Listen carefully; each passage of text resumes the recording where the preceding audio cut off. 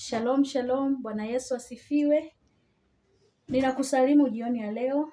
This is Eunice Ministry Flowers of Marriage. Sasa jioni ya leo nimekuja na mwendelezo wa somo ambalo nilikuja nalo hapa la premenopause, na nikatoa vitu ambavyo vinakuwa vimepungua mwilini kwa mwanamke ambaye ana premenopause, na nikatoa dalili zake, nikasema vitu anavyopitia, lakini nikawaambia homono ya kike inayokuwa imepungua, lakini anakuwa na homono ya kiume inayoitwa testosterone, ndo anakuwa ameipata. Anakuwa na hasira, anakuwa uso wake unabadilika, sura yake inakuwa haina utelezi, inakuwa ngumu.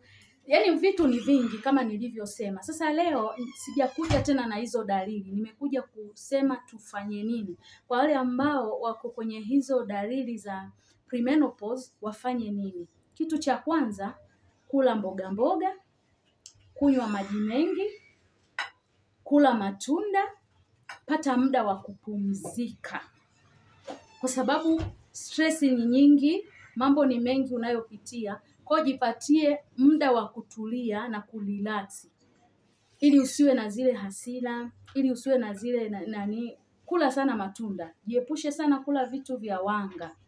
Vitu vya wanga ni kama vipi? Kula wali sana, kula vitu chipsi, kula ugali sana. Jiepushe na hizo vitu vya wanga. Kama unaweza kula mboga mboga kwa wingi, kula matunda kwa wingi, kunywa maji mengi, alafu upate muda wa kupumzika.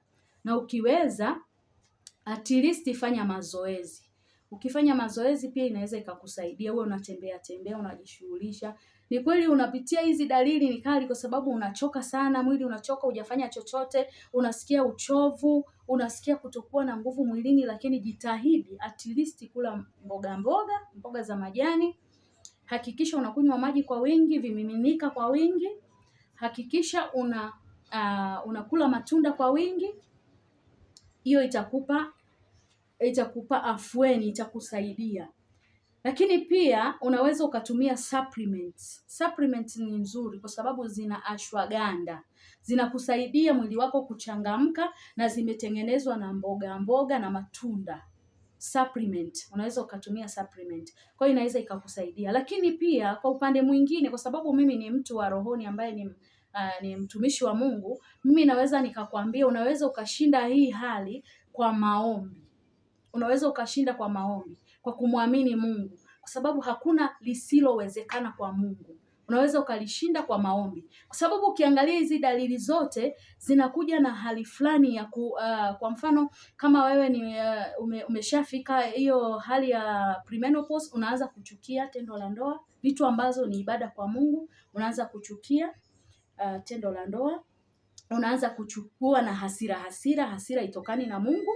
Ukiangalia hizi dalili sio dalili nzuri. Kwa ni vizuri kumuomba Mungu. Mungu ndo anayeweza kukuondolea hiyo dalili na kukuondolea hayo yote. Lakini jitahidi sana kula mboga, kupata muda wa kupumzika, kula matunda, kufanya mazoezi na kunywa maji kwa wingi. Kunywa maji kwa wingi. Hiyo itakupa relief ndani ya mwili wako, utarelax. Mungu awabariki sana wapenzi. Poleni sana kwa sababu nimechelewesha hii video, lakini siku ya leo nimepata kibali kuendelea kulizungumzia hilo. Tunaweza tukashinda. Nilisema mwanzoni, sio kila mwanamke anayepitia hiyo dalili.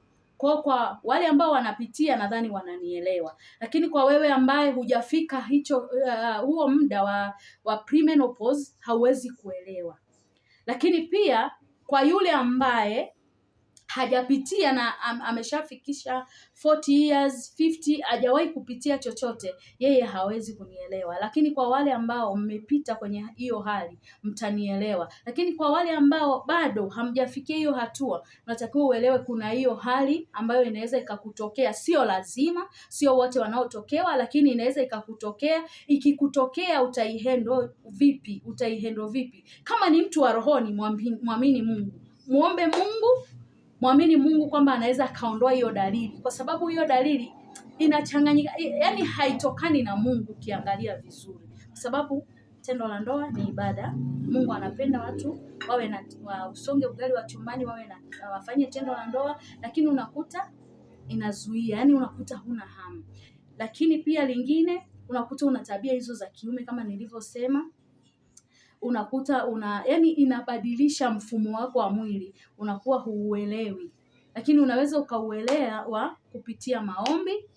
Ila pia unaweza ukatumia supplement, matunda, mboga, kunywa maji kwa wingi, pata muda wa kupumzika, fanya mazoezi.